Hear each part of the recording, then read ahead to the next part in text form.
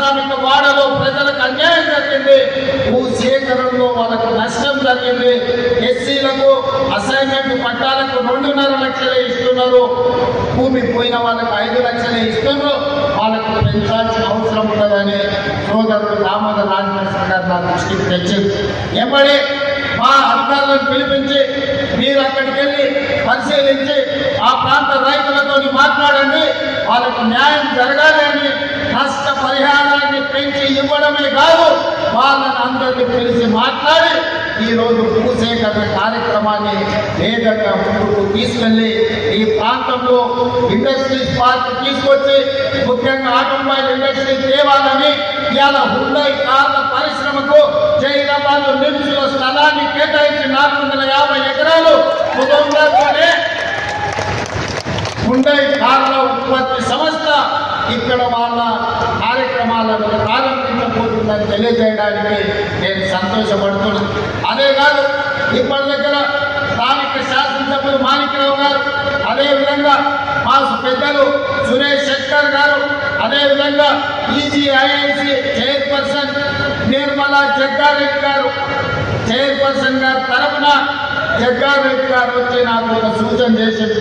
నేను ఈ జిల్లాకి ప్రాతినిధ్యం వహిస్తున్నా, భూములు పోయిన వాళ్లకు మీరు ఇందిరమ్మ ఇల్లు ఇస్తే ఇందిరమ్మ పేరు శాశ్వతంగా గుర్తు పెట్టుకుంటారు, మీరు ప్రకటన చేయాల్సిందే అని జగ్గారెడ్డి గారు వచ్చి నా పక్కన కూర్చొని పంచాయతీ పెట్టింది.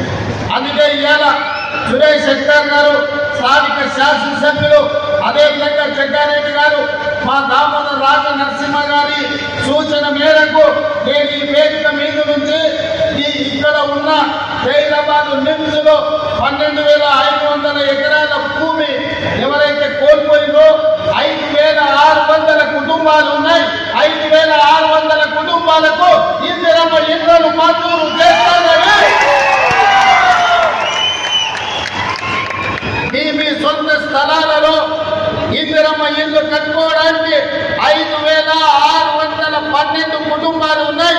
మా అధికారులు సమాచారం అందించారు, ఇంకో 100 ఎక్కువైనా కూడా పర్వాలేదు, భూమి కోల్పోయిన ప్రతి కుటుంబానికి ఇందిరమ్మ ఇల్లు మంజూరు చేస్తామని ఈ వేదిక మీద నుంచి ఆ రైతులకు ఈ సంతోషకరమైన వార్తను చేరవేయాల్సిందిగా ఇక్కడికి వచ్చిన మిత్రులందరికీ తెలియజేస్తున్నాం.